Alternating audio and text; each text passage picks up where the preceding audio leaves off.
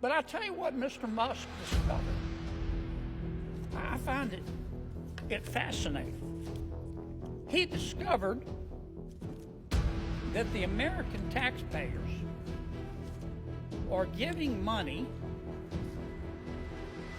to Afghanistan. He found that we are giving money to Yemen. He found that we are giving money to Syria. I didn't know that. Some of our foreign aid is going to Yemen, Afghanistan, Syria. He found that the USAID has 10,000 people. 10,000 people. And every year they give away $40 billion. Mr. Musk also found, and I'm not saying that all of this money is wasteful. I'm not. Some of this money, I'm sure, does some good. That's why Secretary Rubio is going to revamp the department and separate the good from the bad. But this is the kind of stuff Mr. Musk found. He found that the USAID gave money to support electric vehicles in Vietnam. Our money, taxpayer money. He found that USAID gave money to a transgender clinic in India. I didn't know that. I bet the American people didn't know that. He found that USAID gave $1.5 million to a Serbian LGBTQ group called Grupa DOGE. I probably mispronounced that, my apologies. Anyway, they got $1.5 million to, quote, advance diversity, equity, and inclusion in Serbia's workplaces and business community. What else did Mr. Musk found that my colleagues don't want to talk about? Well, he reviewed a study and then went and checked it.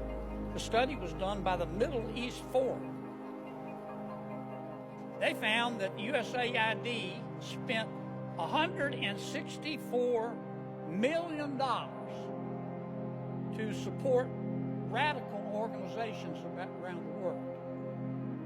We're not talking Cub Scout troops here. We're talking about radical organizations around the world. They gave $122 million of that to groups aligned with foreign terrorist organizations. Our taxpayers. According to this report in Mr. Musk, the USAID has given millions of dollars to, quote, organizations in Gaza. Controlled by Hamas. Why aren't my colleagues talking about that?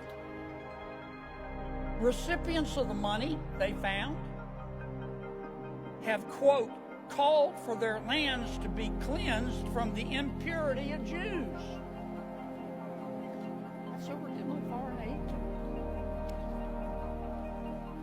What else? I'm not going to spend my whole time talking about this, but nobody else is talking about it. They're just talking about the process. And Mr. Musk, and he's a mean guy, he shouldn't be looking at our spending. Well, he is. And I kind of find what he's found out interesting. He found that we gave $2 million, USAID did, for sex changes in Guatemala. He found that we gave $20 million to produce a new Sesame Street show in Iraq. He found that we gave $4.5 million of taxpayer money to combat disinformation in Kazakhstan. He found that we gave $10 million, USAID did, of meals to an Al-Qaeda-linked terrorist group called the Nusra Front. Mr. Musk found that we gave $7.9 million of taxpayer money to a project that would teach Sri Lankan journalists to avoid binary gender language.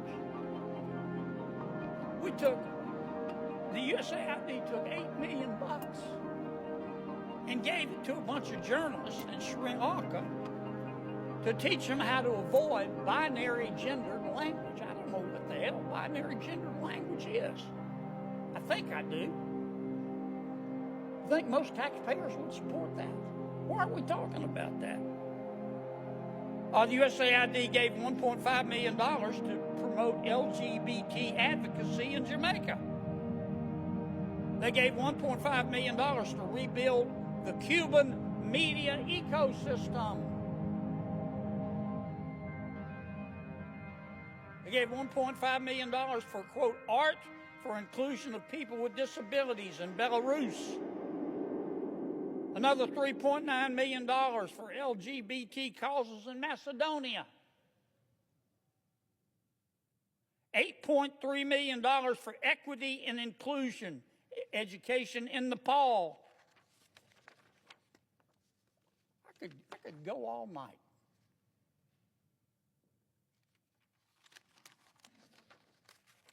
And many of my colleagues are upset. They're really mad at Mr. Musk. Hell, I think we ought to give him a medal. All he's doing is what President Trump said he was going to do. President Trump said he's going to audit the spending.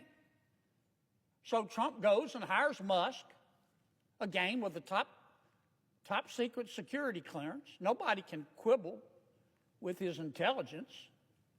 You know, the guy's as smart as Einstein's cousin. He's a very successful businessman. Some say he's the richest guy in the world. And he's doing the auditing. And man, he's finding a lot of stuff. I call it spending porn. Now, I'm not saying everything that USAID does is wasted. But I'm saying a lot of it is. A hell of a lot of it is. And we ought to be on the floor of this United States Senate thanking Mr. Musk. And we ought to be asking him to go through every agency and look at everybody's budget. Everybody's budget. That's what the American people want. They don't want to talk about process.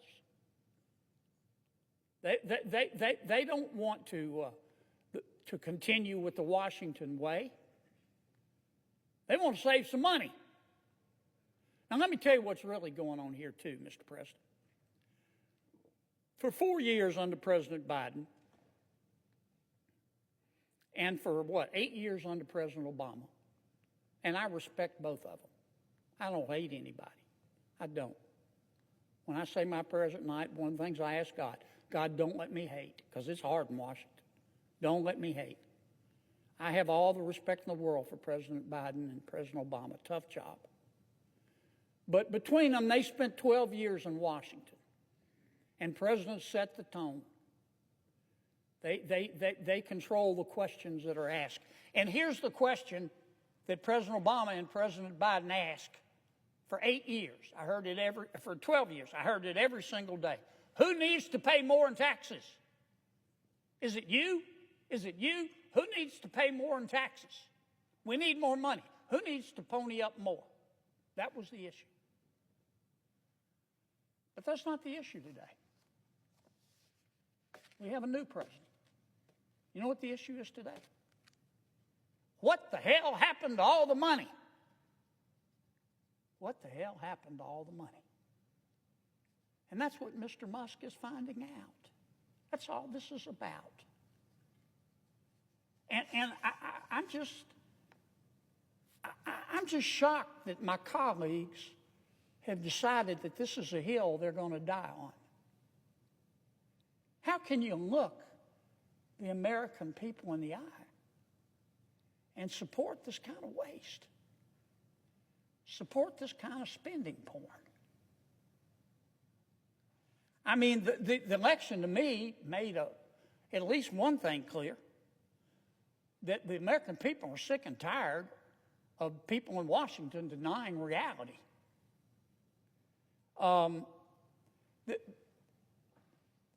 The last administration tried to convince us that we were living in a crime-free world where inflation was temporary and the border was secure. And the American people didn't buy it. You know why? Because it wasn't true. And the administration, our last administration, tried to argue that Bidenomics was making our lives better. But the American people knew differently.